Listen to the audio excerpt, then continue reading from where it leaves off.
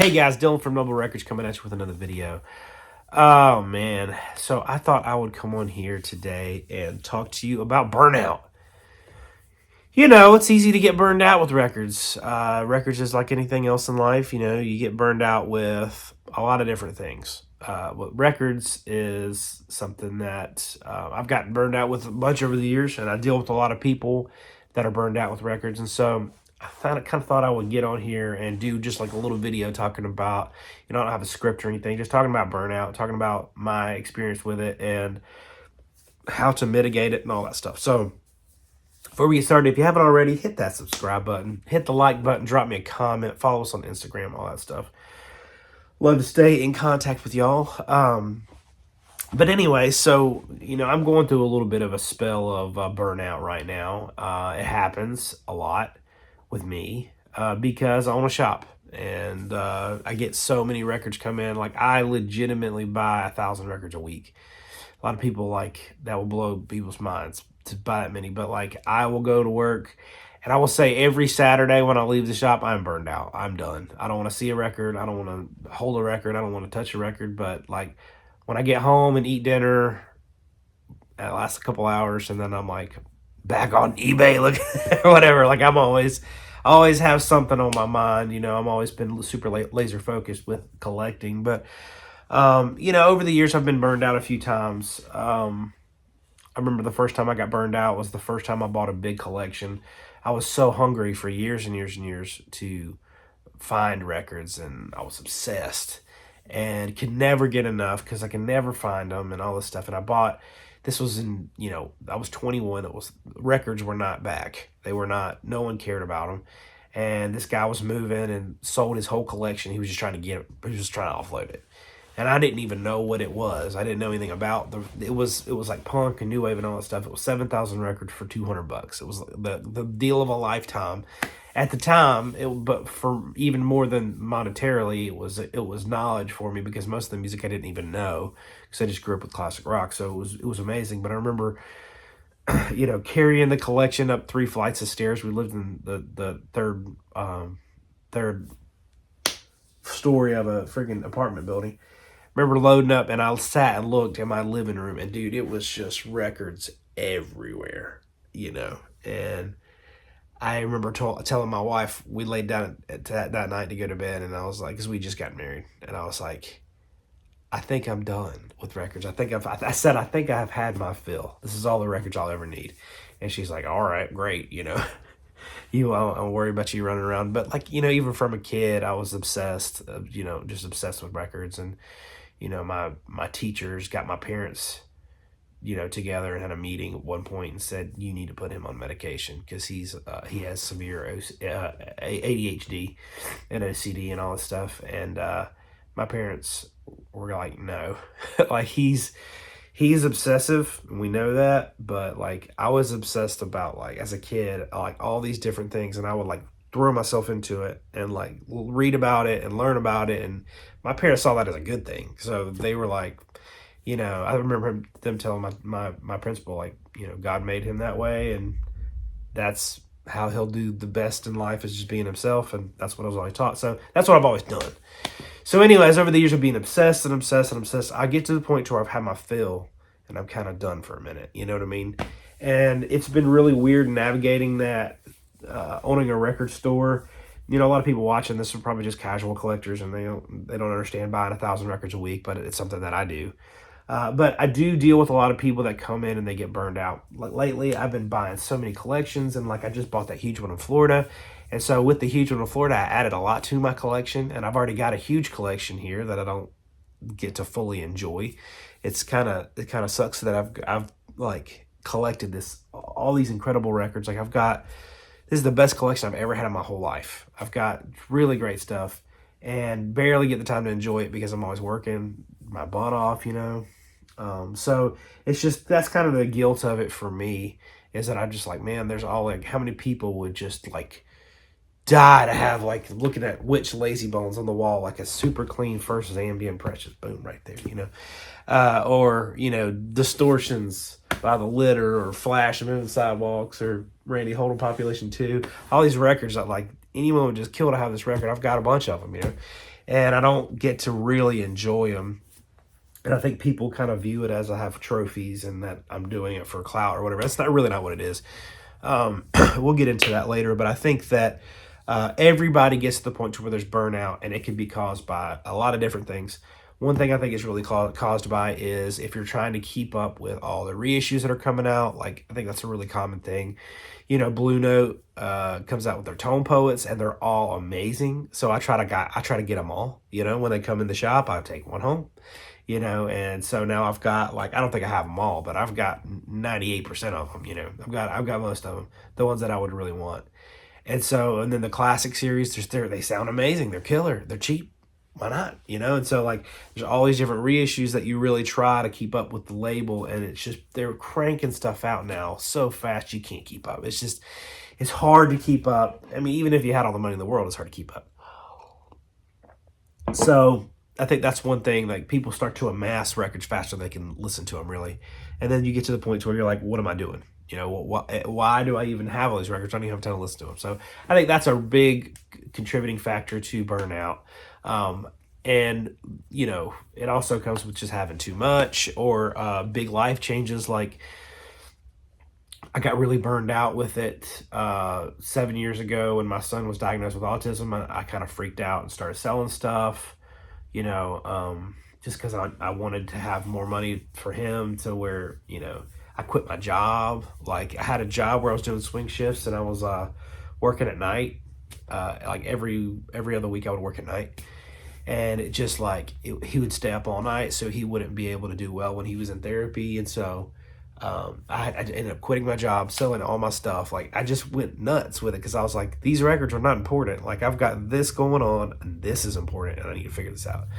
So that was why, you know, that was one of the things. But, like, big things come along in life, and you kind of reevaluate. You step back and you say, all right, you know, these records are great. They brought me a lot of joy, but I need to shed it. You know, I need to get rid of some records and fund this over here. So that kind of happens to where you get overwhelmed, and you're like, you know, as long as really what's important is the music. I think if you lose sight of that, then it's just a baseball card or whatever. It's just memorabilia, you know, and I don't ever want to get to that point. So I think the best thing, you know, like, now records are my life, you know. I mean, they're not my whole life. My life is my family and providing for them, but the way I do that is with records. Records is my professional life. Like, everything I do involves records. Me sitting here talking to you right now is because of records, you know.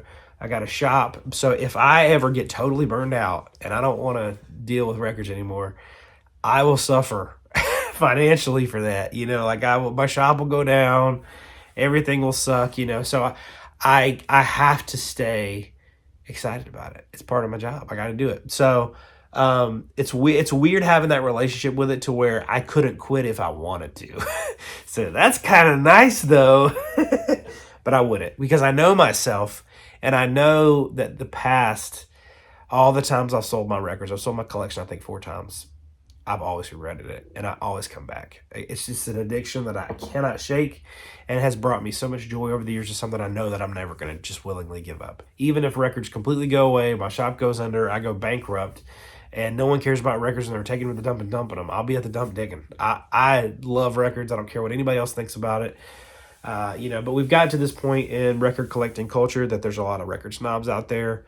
There's a lot of people that are, you know, nana boo boo, I got an original orangutan, you know, like a lot of people like that, which I try not to be that way, and I hope I don't come across that way when I have, like, grails or whatever that I find. It's just that I'm excited about it, stuff that I've looked for my whole life and finally I'm able to get. So there's a lot of that going on, and there's different types. Like, I know guys that are, like, genuinely just excited to get, like, a really killer record, and then there's people that they like dangle it. They're like, look at this, dance, you know. And I don't want to be that. I'm not that way, because I really like, if I could snap my fingers and everybody watching this video have an original Fraction Moonblood, I would do it. Like, I want everybody to be able to enjoy it, all that stuff. So anyways, I think that you have to evaluate why you want records, why they're important to you. And I think that if your motives in collecting records are pure, I think that you should always collect records. I think that if you're just kind of doing it because it's a trend and you just want to collect things to collect the artwork or whatever, you know, if you like it, keep it. If not, get rid of it and don't look back. But I think a good way to kind of mitigate it, if you get to that point to where you're like, I got too many records or whatever, obviously is to sell some of the stuff you don't care as much about. If you freak out and sell them all, you know, you might regret it. I've done that a few times and regretted it, but it happens to everybody, and it happens so much, you know. But like I said, the big things, the big factors are if you have more records than you have time, and you look around, you're like, I don't even have time to enjoy all this stuff. There's just money that I've invested sitting here. That's a big thing.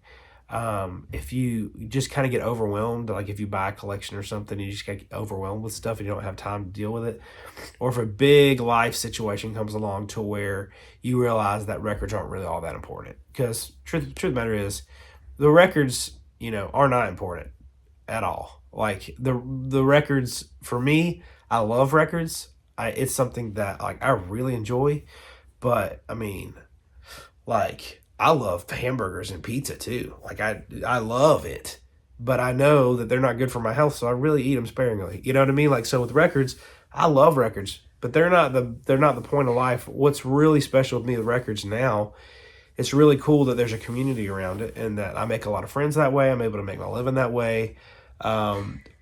What comes along with records is the important thing, you know. The joy that it brings you and all that stuff. It doesn't bring you joy anymore. What's the point? So the music's important, the art is important, all that stuff. But if the records aren't bringing you something else, and it's just that you're in it to collect a piece of plastic, you know, it's lost its purpose and all that stuff. So for me personally, you know, I'll get out here sometimes and look around and see like the really killer stuff I've got, and I'll start flipping through my records and remembering like where I found them and the story. Like almost all my records have a story behind them. You know, I could randomly pull out a record, like, let's see, random record right here, barbed wire sandwich. What a record to randomly pull. You know, I mean, this has such a huge story. This one record here has a huge story. Every record I got has a story, but this one, like, I looked for this record forever. I streamed it on YouTube for the first time, you know, and was so glued in, so dialed into this record. I was obsessed with it. I remember sitting in the Costco parking lot, listening to it on my phone, thinking, man, if I could ever find, while my wife's in Costco shopping, if I could ever find an original of this, I would just be blown away. And then walking into my local record store, and it was there on the wall, and getting it for $60, you know, which back then, like, that was a lot. But now, I mean, like, that was the first U.S. pressing. I got it for $60. I was like so stoked. And then one came in the shop, and it was like a near mint white label promo after I opened the shop, and I was stoked. And then my friend got this.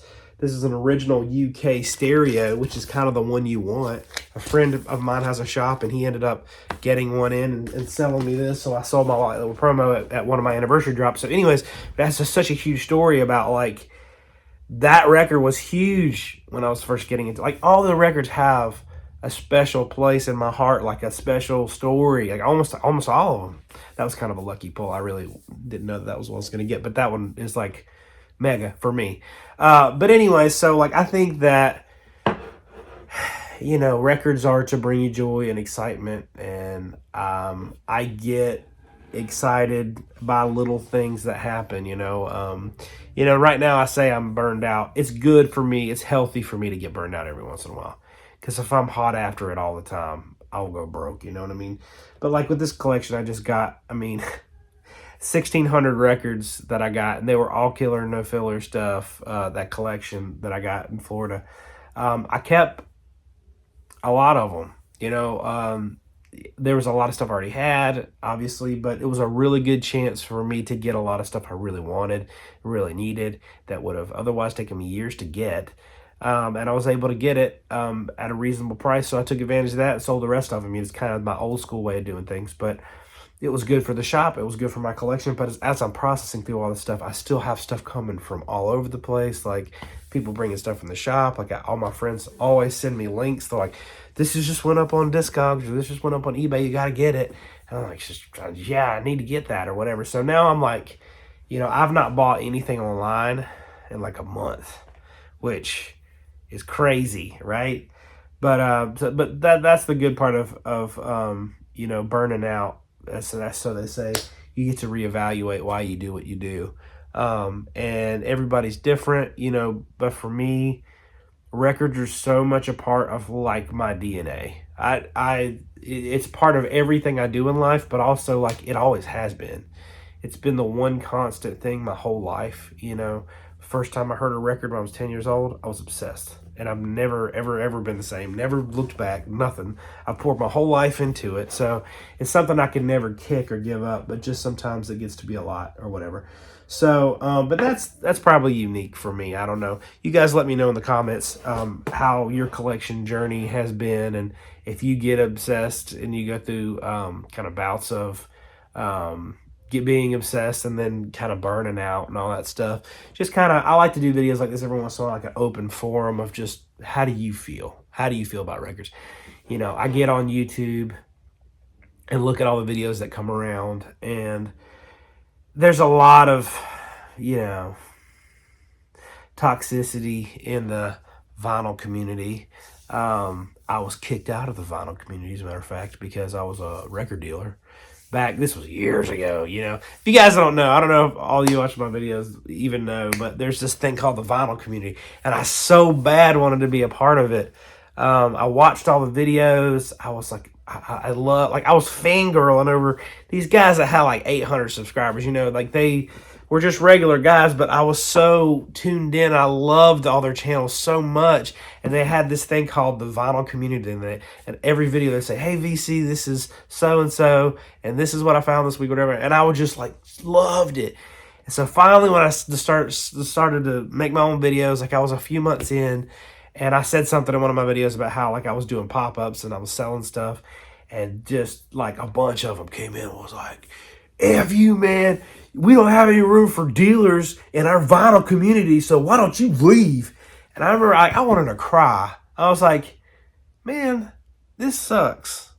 I can't be a dealer because, like, I mean, some of the best collectors in the world, all the best collectors in the world also sell. So, like, I just was like, man, and then I got to the point where I was like, you know what, screw it. I'll do my own videos. I don't need the vinyl community. And the truth of the matter is, most of the people that are in the vinyl community, that they are cool, like Vinyl, Vinyl Richie, he's super cool.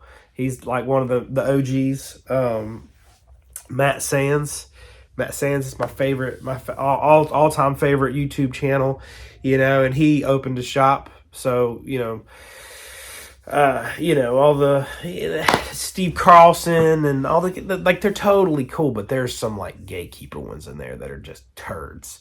And screw them, But I'm always about like sharing knowledge, sharing information. And if you get serious enough about collecting, like probably I would say 75% at least people will get into dealing a little bit too. At least trading and swapping and selling stuff to get something else. I mean, that's a part of it, you know what I mean? But anyways, all that to say, my gosh, I don't even know how I got on that rabbit trail. Do what you love. Do what you enjoy.